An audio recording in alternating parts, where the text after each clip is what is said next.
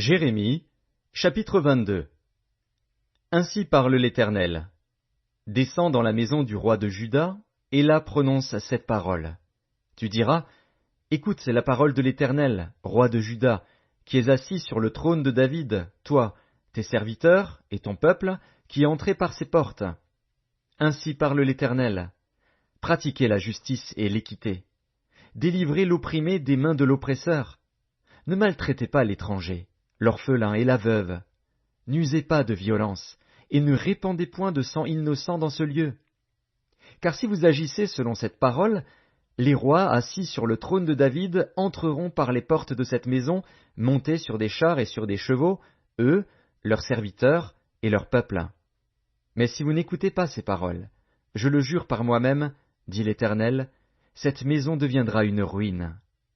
Car ainsi parle l'Éternel sur la maison du roi de Juda, tu es pour moi comme Galaad, comme le sommet du Liban. Mais certes, je ferai de toi un désert, une ville sans habitants. Je prépare contre toi des destructeurs, chacun avec ses armes. Ils abattront tes plus beaux cèdres et les jetteront au feu. Des nations nombreuses passeront près de cette ville, et elles se diront l'une à l'autre, « Pourquoi l'Éternel a-t-il ainsi traité cette grande ville ?»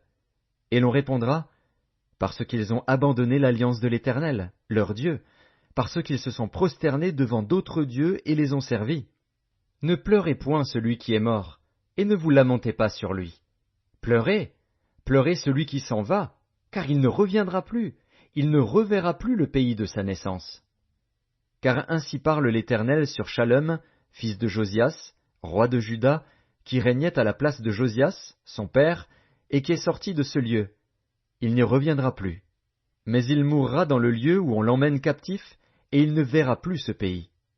Malheur à celui qui bâtit sa maison par l'injustice, et ses chambres par l'iniquité, qui fait travailler son prochain sans le payer, sans lui donner son salaire, qui dit « Je me bâtirai une maison vaste, et des chambres spacieuses », et qui s'y fait percer des fenêtres, la lambrisse de cèdre, et la peinte en couleur rouge. Est-ce que tu règnes, parce que tu as de la passion pour le cèdre? Ton père ne mangeait-il pas, ne buvait-il pas? Mais il pratiquait la justice et l'équité, et il fut heureux. Il jugeait la cause du pauvre et de l'indigent, et il fut heureux.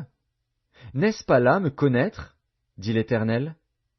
Mais tu n'as des yeux et un cœur que pour te livrer à la cupidité, pour répandre le sang innocent, et pour exercer l'oppression et la violence. C'est pourquoi ainsi parle l'Éternel sur Joachim, fils de Josias, roi de Juda. On ne le pleurera pas en disant « Hélas, mon frère! Hélas, ma sœur !» On ne le pleurera pas en disant « Hélas, Seigneur! Hélas, Sa Majesté !»